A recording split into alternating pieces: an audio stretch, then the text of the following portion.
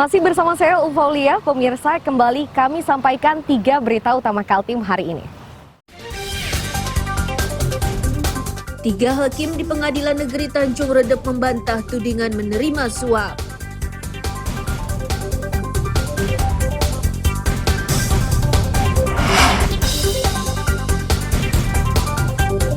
Angin kencang disertai hujan deras menyebabkan beberapa pohon di Samarinda tumbang di jalan.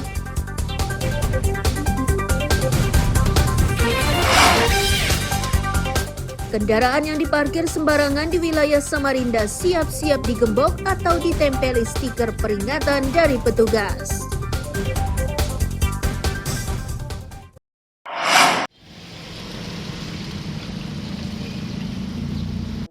Mobil yang parkir di kawasan pelabuhan Samarinda, tepatnya di Jalan Yosudarso, harus menanggung akibat.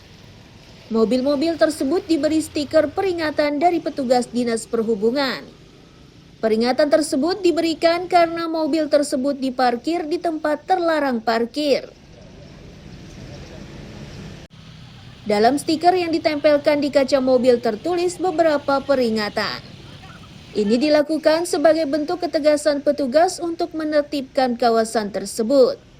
Petugas memastikan bila pelanggaran dilakukan berulang maka akan diberi beberapa tindakan, mulai dari pengempisan ban, penggembokan ban hingga penderekan mobil. Kegiatan tadi pagi itu terkait dengan kita sudah jelas ada di Jalan Yosudarso dan berlarang parkir, tetapi masih saja masyarakat yang memarkir kendaraan kursi roda 4 yang parkir bukan pada tempatnya. Jadi kemarin tadi pagi kami lakukan kegiatan untuk sosialisasi kepada tahap pertama dan terakhir. Jadi bila mana ada itu nanti saya juga minta kepada teman-teman wartawan untuk menginformasikan ke kami, langsung kami tidak lanjutin. Oke. Setelah ini ada penderekan berarti Bang? Bisa penderekan, bisa penguncian ban atau pengembosan.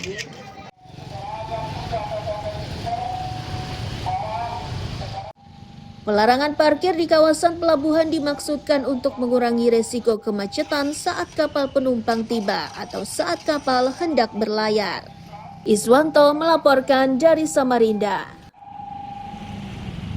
Kalau tidak dipisahkan dalam waktu yang saya sampaikan tadi 30 menit.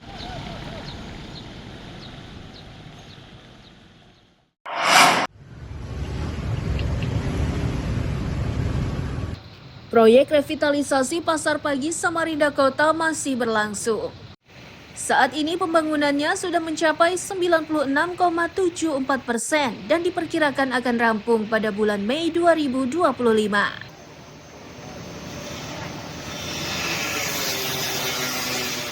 Wali Kota Samarinda saat meninjau proyek Senin sore menyatakan, pembangunan Pasar Pagi kini telah memasuki tahap kedua dan akan segera dilelang. Sebelum rampung di bulan Mei, pemerintah kota terlebih dahulu akan berdialog dengan pedagang. Tujuannya untuk mempertimbangkan perpindahan pedagang ke pasar yang baru.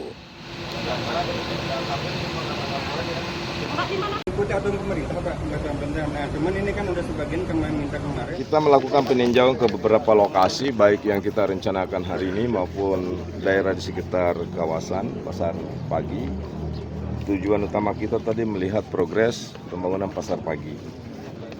Untuk tahap pertama ini, itu sudah mencapai 96,74%. Nah, sekarang yang tahap keduanya sudah naik lelang dini. Sebagaimana kita ketahui bahwa semakin cepat lelang, semakin bagus, dan salah satu rekomendasi dari supervisi KPK.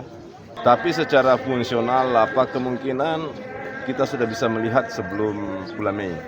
Yang kita maksud 100% itu termasuk penyelesaian di tahap kedua itu. Fasadnya sudah selesai, liftnya sudah selesai, eskalatornya sudah selesai, lapaknya sudah siap untuk berjualan 100%. Pasar Pagi nantinya akan tampil dengan beragam fasilitas modern, seperti lift, sirkulasi udara yang lebih baik, serta penataan lapak atau kios yang lebih rapi dan terorganisir. Iswanto melaporkan dari Samarinda.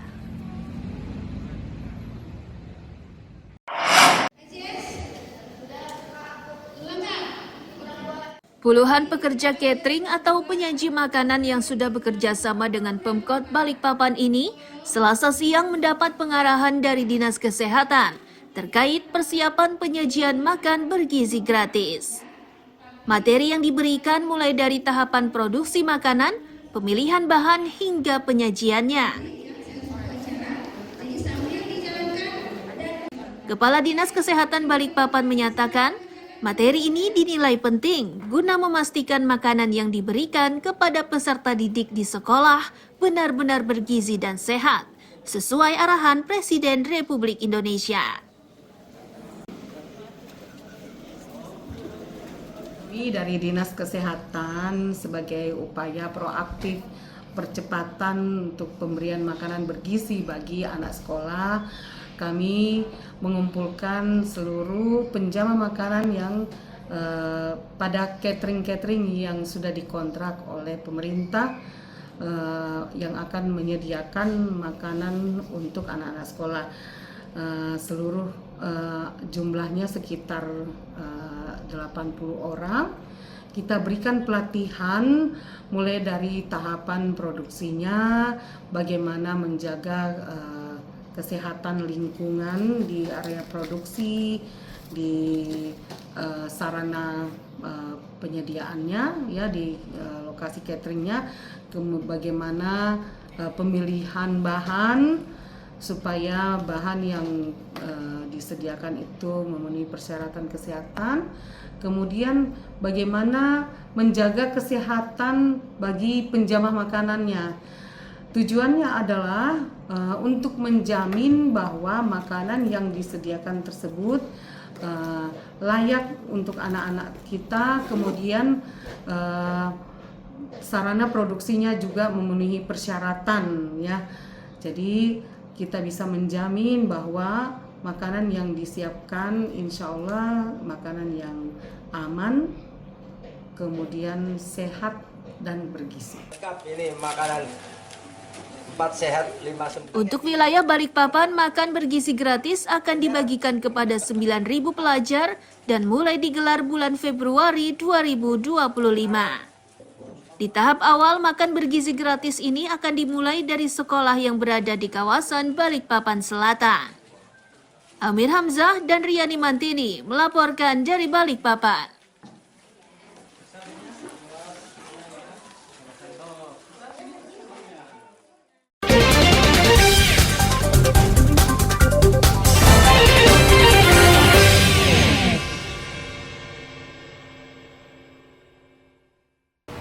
Pemirsa, informasi tadi sekaligus menutup perjumpaan kita dalam Berita Kaltim hari ini. Saya Ulfolia dan tim redaksi yang bertugas mengucapkan selamat pagi, selamat beraktivitas, sampai jumpa.